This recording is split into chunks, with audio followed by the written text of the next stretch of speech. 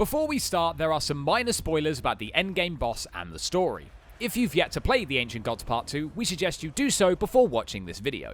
They say that all good things must come to an end, and this is the reality we are faced with now that The Ancient Gods Part 2 has landed.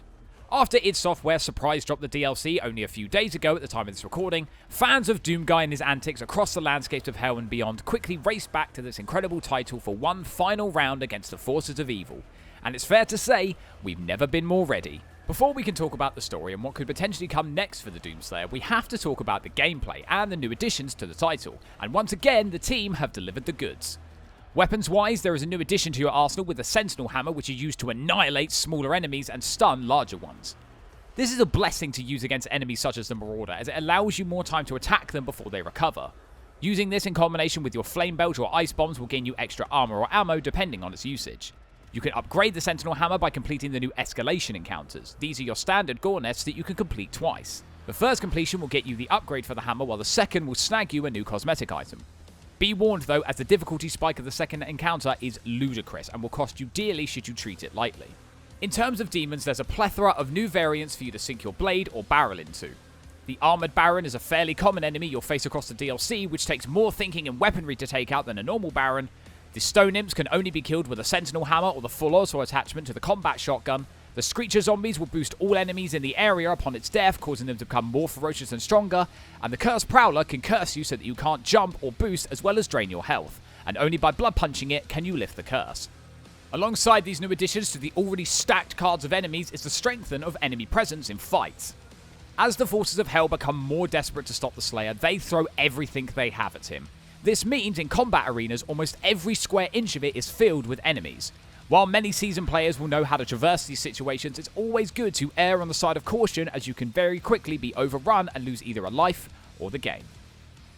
There isn't much to be said about level design, as Doom Eternal as a whole had already revamped its level design from 2016 to great effect. But a quick new addition are new grapple points, which allow you to use the meat hook to swing yourself around areas to get to ledges. This isn't the easiest mechanic to use, but it's not hard either. I personally found myself getting to where I needed to go with it, but just not as smoothly as the game might have liked me to. We now come to the boss of The Ancient Gods Part 2, and in turn, the final boss of Doom Eternal as a whole. The fight with the Dark Lord was billed to be an epic one, and while it is a great boss battle, I have to admit, I'm a little let down by it. While still a difficult boss and one that you can slip up on very easily, there isn't much of a learning curve to the battle, and you can very quickly get into a rhythm with it. The most frustrating part of the fight is getting into the right range for the Dark Lord to open himself up for attacks. Compare this with the fight against Seraphim at the end of Part 1, which stands as the toughest boss of Doom Eternal and one of the toughest bosses of the entire Doom series. It was a fight that put you through your paces and forced you to get very inventive in order to survive. It could potentially be that by this point of the game, you've already learned everything you need to know, and therefore can make short work of any enemy. However, I feel that maybe this is just showing that the Dark Lord is more bark than bite. Again, I must stress that the Dark Lord is not a bad fight at all, just not as hard as I thought he would be. What the Dark Lord does do is send the story of Doom Eternal to its final point, and while I don't wish to give away any major spoilers based on the fate of Doomguy, it's clear that this is the final stop in his journey from Doom 2016. Director Hugo Martin has stated though that there are more stories to tell with Doomguy, and surely that can only mean that we won't have to wait too long to find out what the next adventure is. All in all, The Ancient Gods Part 2 is another sensational piece to one of 2020's best titles, pushing the game's limits to further heights and making you feel like a true champion at the end of the carnage. Accompanied once again by an incredible soundtrack by Andrew Holsholt, it's time to rip and tear one final time. Doomguy, it's been a pleasure. Thank you so much for watching. Have you played The Ancient Gods Part 2 yet?